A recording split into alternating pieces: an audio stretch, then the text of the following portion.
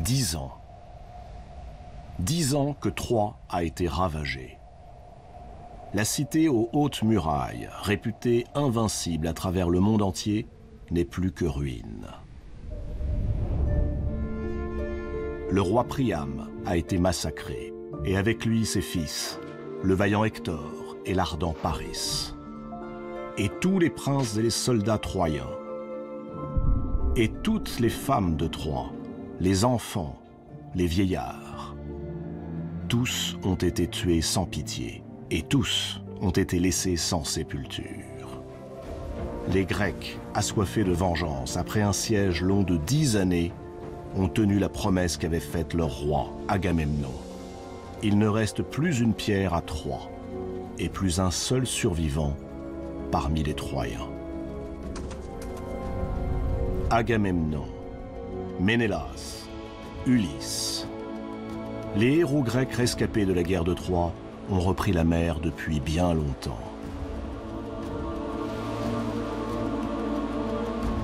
Que sont-ils devenus ?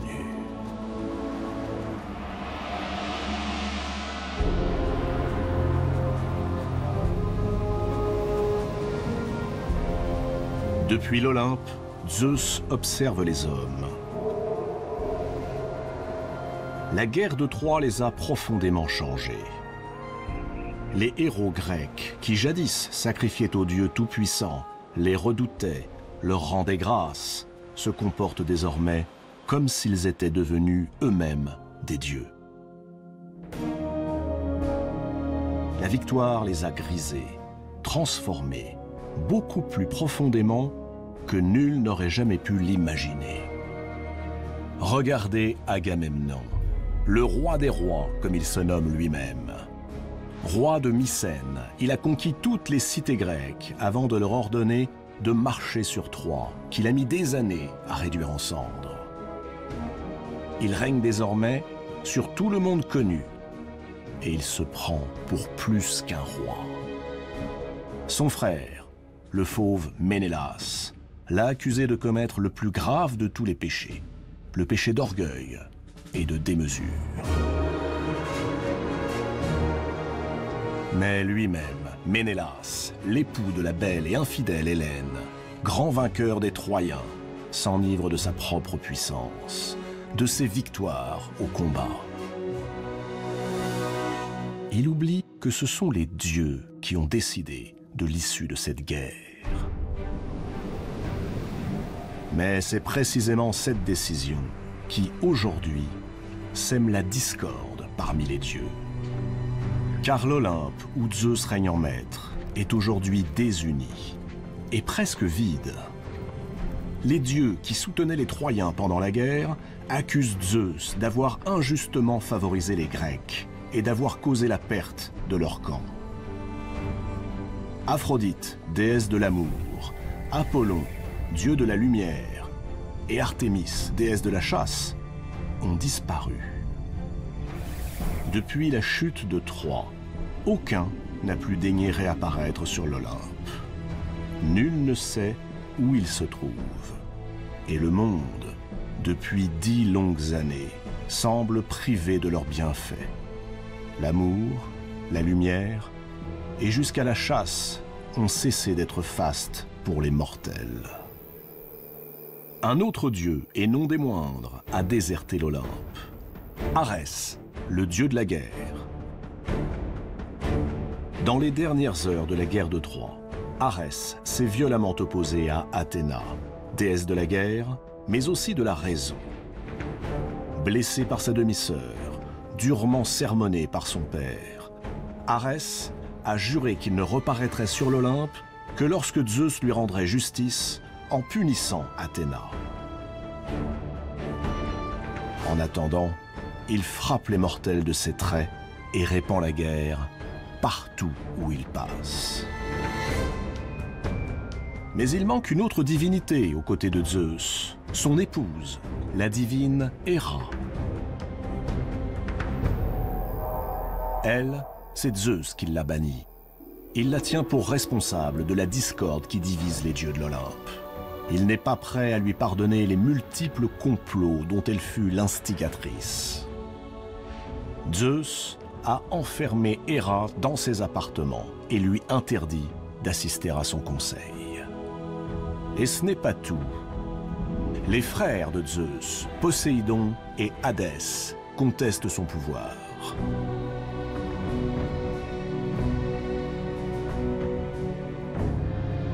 Poséidon, l'ombrageux et éternel comploteur, ne quitte plus son palais sous les mers. Hadès, le gardien du royaume des morts, est venu défier Zeus jusque sur l'Olympe sacré.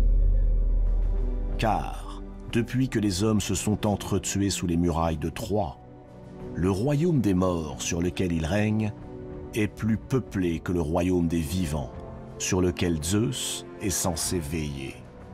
Lui, le puissant Hadès, détient désormais un pouvoir beaucoup plus grand que celui de Zeus, et il exige d'être élevé au même rang que lui. Son épouse, la redoutable Perséphone, a pris son parti. Tout comme Déméter, sœur de Zeus et mère de Perséphone, toujours prompte à protéger sa fille. Quant à Héphaïstos, le boiteux, il vit en misanthrope et préfère les forges brûlantes de son île de Lemnos aux douceurs parfois amères de l'Olympe. Autour du dieu des dieux ne reste plus que sa fille, Athéna, et le dernier-né de ses fils, Hermès.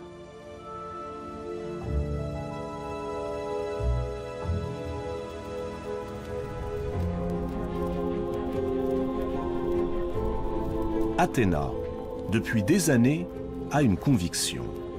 Si les hommes se prennent désormais pour des dieux, il en est un qu'il faut surveiller plus que les autres, et peut-être même aider.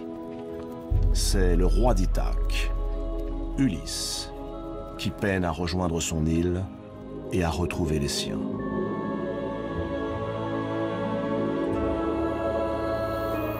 Ithaque, le royaume d'Ulysse.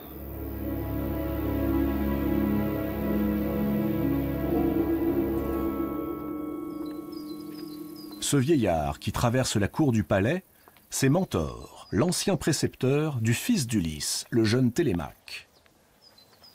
Mentor rejoint la grande salle où le roi, d'ordinaire, offre ses banquets. Des hommes sont en train de festoyer. Près du feu, une femme tisse un linceul. Elle n'est plus très jeune. Le visage fermé, elle semble ne rien entendre des cris et des éclats de rire qui résonnent autour d'elle. C'est Pénélope, l'épouse d'Ulysse, la mère de Télémaque.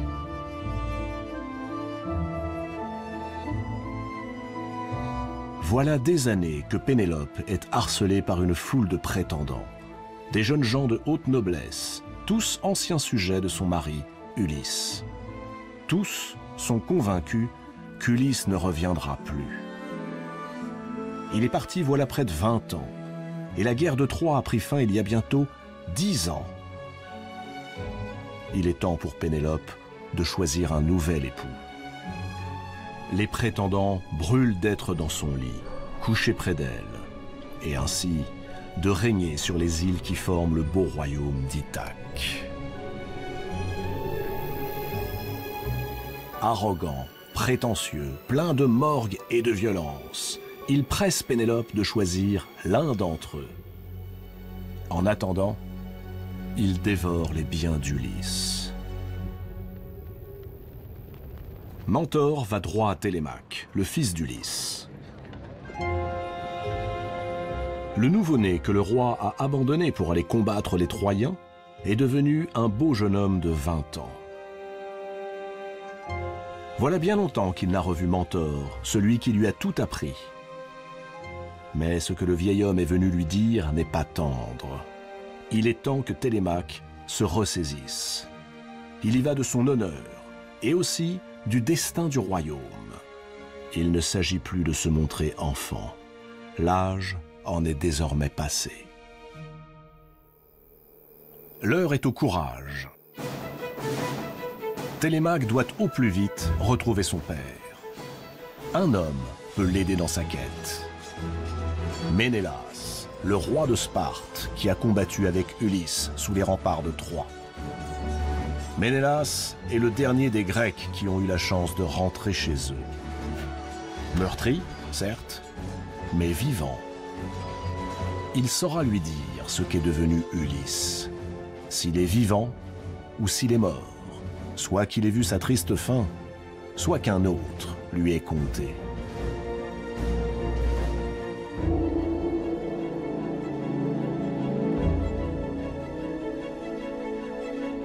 Revigoré par les paroles de son ancien précepteur, Télémaque marche vers les prétendants. Tous le dévisagent. Depuis si longtemps, ce jeune homme courbe l'échine, se contente de gémir sur son sort et de pleurer l'absence de son père. Et voici que soudain, il leur annonce d'une voix ferme qu'il va partir à la recherche d'Ulysse. S'il apprend que son père a péri, alors il s'inclinera. Il reviendra au pays natal lui élever un monument. Il lui rendra les honneurs en accomplissant les rites funèbres et donnera un époux à sa mère et un nouveau roi à Ithaque. Mais s'il découvre qu'Ulysse n'est pas mort, alors que les prétendants redoutent sa vengeance. Tôt ou tard. Des ricanements et des sarcasmes répondent à Télémaque. Antinos, celui qui semble être le chef des prétendants, marche vers le jeune homme. Il l'invite à les rejoindre et à participer au festin. Mais Télémaque le repousse violemment. Aussitôt, les menaces fusent. Les prétendants interdisent au fils d'Ulysse de prendre la mer et de voguer loin d'Ithaque. Télémaque quitte la salle, la rage au ventre. Il n'est pas encore l'heure d'entrer dans la mêlée. Mentor s'empresse de le rassurer. Il se fait fort d'affréter un navire et de trouver un équipage de volontaires parmi les hommes restés fidèles au souvenir d'Ulysse. Demain, dès l'aube, ils partiront.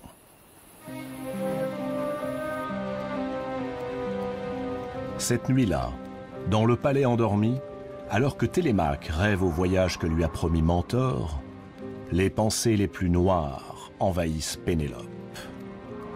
Usée par les larmes et les soucis, elle ne parvient pas à fermer l'œil. Elle a perdu un mari. Si Télémaque part à son tour, elle perdra aussi un fils.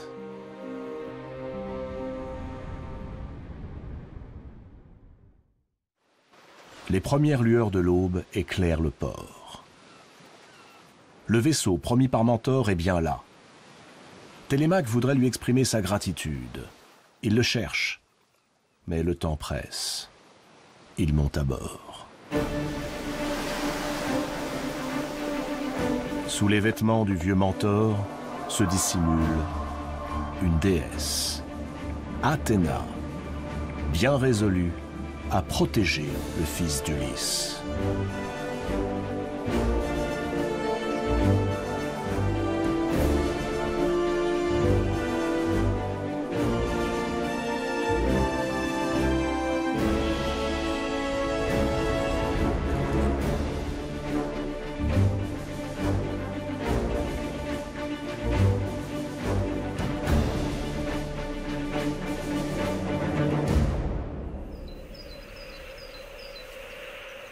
Lorsque Télémaque arrive à Sparte, on célèbre un double mariage, celui des enfants du roi Ménélas, son fils et sa fille.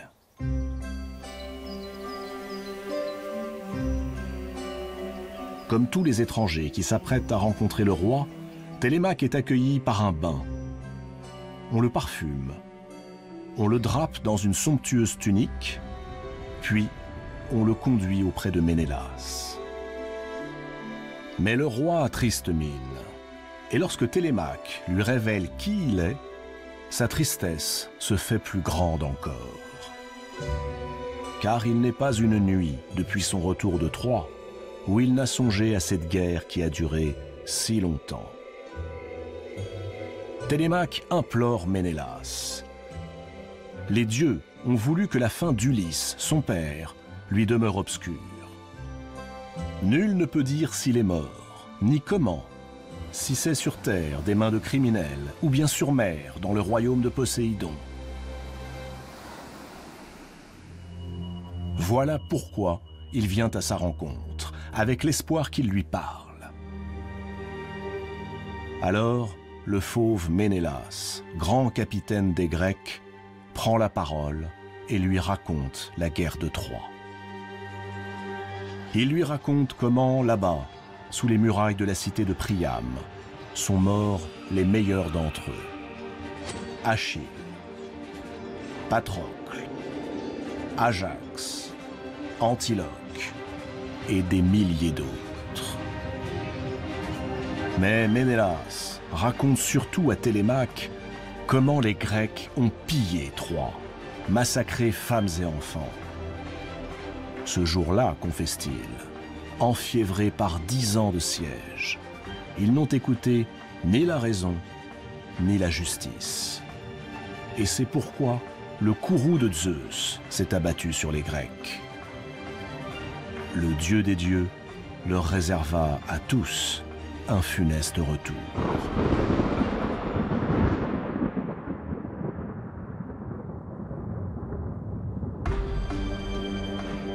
Ménélas et ses hommes quittèrent les rivages de Troie pleins d'amertume. La conquête de la cité aux hautes murailles n'a pas tenu ses promesses. Les richesses que l'on prêtait à Troie n'existent pas. Nul trésor. Rien que des morts et des décombres. Alors Ménélas décide de s'enrichir en d'autres lieux avant de regagner Sparte, sa terre natale. À la tête de ses vaisseaux, il parcourt les mers, amasse de l'or et de l'argent jusqu'en Égypte, à l'embouchure d'un fleuve que domine une île inconnue. Aucun vent ne souffle. Il ne peut reprendre la mer. Cette île est desséchée, sans eau ni nourriture. Au moment où ils pensent leur fin proche, une divinité marine leur apparaît. Elle s'appelle Idotée, et elle les prend en pitié. Elle leur révèle que seul son père pourra leur indiquer comment rentrer à Sparte. Son nom est Protée. C'est un immortel, le fils de Poséidon, dieu des mers, dont il garde tous les animaux marins et autres créatures des abysses. Mais Ménélas devra le saisir par la ruse, car Protée a pour habitude d'apparaître couvert d'une brume épaisse au moment où le soleil atteint le milieu du ciel, mais surtout de changer de forme aussi facilement qu'il le souhaite. Chaque jour, il vient s'étendre au creux des cavernes, entouré de phoques qui exhalent l'odeur âcre des profondeurs. Demain, il sera là. Le lendemain, Ménélas et ses hommes guettent l'arrivée du dieu Protée.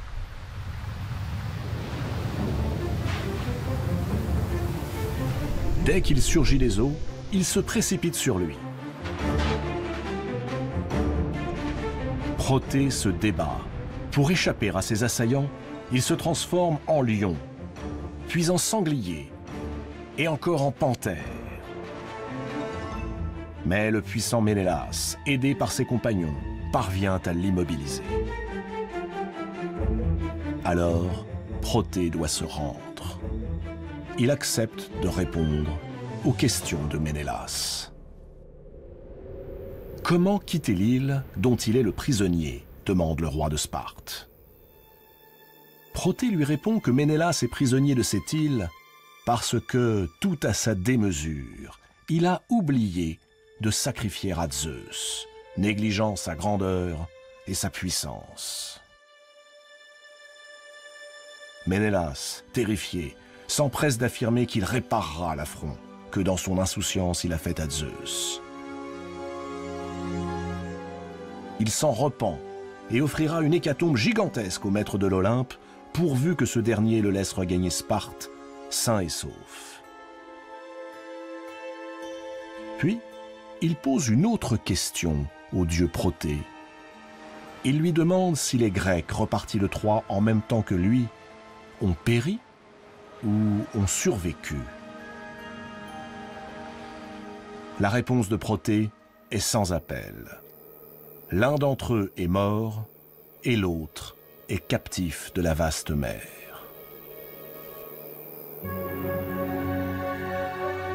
Télémaque interrompt Ménélas. La question lui brûle les lèvres. Qui est mort? Ménélas reprend son récit. Protée, raconte-t-il, prononce un nom. Agamemnon. Agamemnon est mort.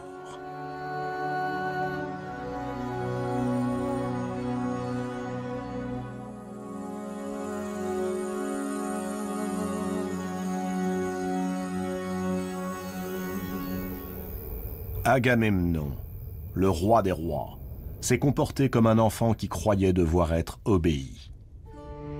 Mais on n'influence pas si aisément les éternels, et les dieux l'ont châtié de sa démesure. C'est chez lui, en son palais, le jour de son retour, que le grand Agamemnon a péri. Un piège lui a été tendu par celui qui traîtreusement s'était hissé jusqu'à la couche de son épouse, la reine Clytemnestre. Cet homme, c'est Égiste, le propre cousin d'Agamemnon et de Ménélas. Tandis qu'Agamemnon et les Grecs assiégeaient Troie, Égiste, tranquillement, assiégeait l'épouse d'Agamemnon. La reine Clytemnestre refusa d'abord l'acte abominable. Mais le destin l'empoigna si bien qu'elle finit par céder aux assauts d'Égiste. Moins par amour que pour se venger d'Agamemnon. Car depuis le jour où Agamemnon avait accepté de sacrifier leur fille, Iphigénie, pour obtenir les vents favorables au départ de son expédition guerrière vers Troie, Clytemnestre vouait à son époux une haine et une rancune que rien ne pouvait éteindre. Lorsqu'Agamemnon revint à Mycène, ignorant l'adultère, Égiste et Clytemnestre l'accueillirent à bras ouverts. Ils sacrifièrent aux dieux, organisèrent un somptueux banquet et, en plein repas, l'égorgèrent. Aucun des compagnons qui l'avaient suivi ne survécut.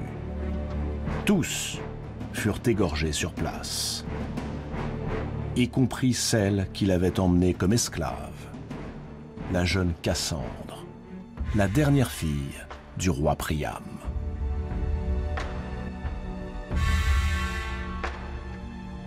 Triste fin pour celui qui entendait régner sur tous les hommes.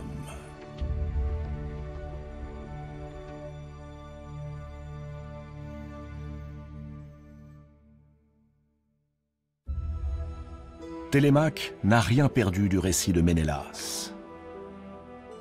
Mais si Agamemnon est mort, alors celui qui est captif de la vaste mer ne peut être que son père. Ulysse n'est donc pas mort. Il est captif de la vaste mer. Mais pour combien de temps? Où? Quelle puissance s'oppose ainsi à son retour? Et pour quelle raison?